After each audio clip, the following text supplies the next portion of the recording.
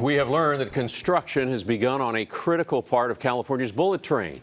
The first segment from San Jose to the Central Valley could start carrying passengers in 2025. A key part of that is a 13.5-mile tunnel under the Pacheco Pass east of Gilroy, and it isn't cheap.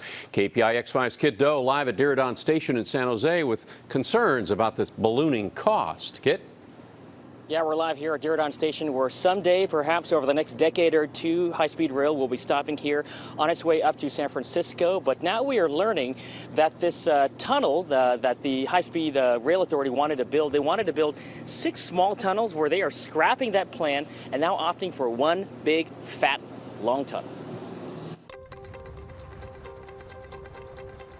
Even with Skydrone 5 flying high above the San Luis Reservoir at the maximum altitude allowed by law, it still cannot capture the full size and scale of this proposed new tunnel. The latest big change to the high-speed rail plan is happening in the mountainous region of Pacheco Pass between Gilroy and Chowchilla. The high-speed rail authority wants to combine a half-dozen shorter tunnels into one massive tunnel 13.5 miles long that would skirt the reservoir just to the north. Tunnels are not going to be cheap. That's just part and parcel of doing this. Dan Richard is the board chairman of the High-Speed Rail Authority and says building one tunnel means they wouldn't have to build multiple portals, the entrances and exits, which are expensive. The other big reason, moving that gigantic tunnel boring machine isn't cheap either. If you have a series of smaller tunnels, you're setting up the machine, then you're moving it to a new place, you're setting it up again, and you're going for a smaller distance. With a long tunnel, once you set up the tunnel boring machine, you can just keep going. It may take a long time, but it can be cheaper because you're not assembling and disassembling the tunnel boring machine again and again. Prep work has already begun, with geologists gathering samples deep underground along the planned route. By analyzing those samples, engineers will get a sense of the rocks below the surface, allowing them to better estimate the total cost. And speaking of cost, the Gilroy-Chowchilla section was budgeted for $5.5 billion. But the LA Times recently published a cost analysis titled, "A 13.5-mile tunnel could make or break California's bullet train."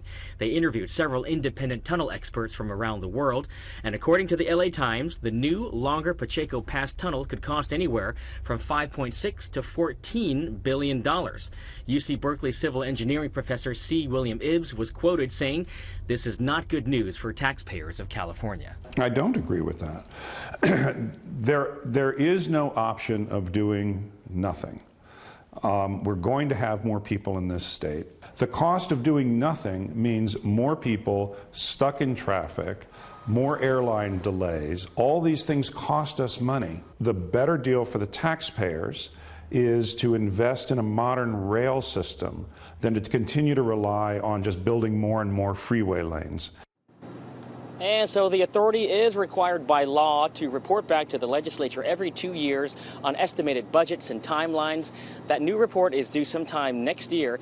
If it turns out this long tunnel costs more than expected, then the authority hopes to make up that gap by reducing costs in other parts of this very huge, very complex project. And we're live in downtown San Jose. Kiet Do, KPIX5.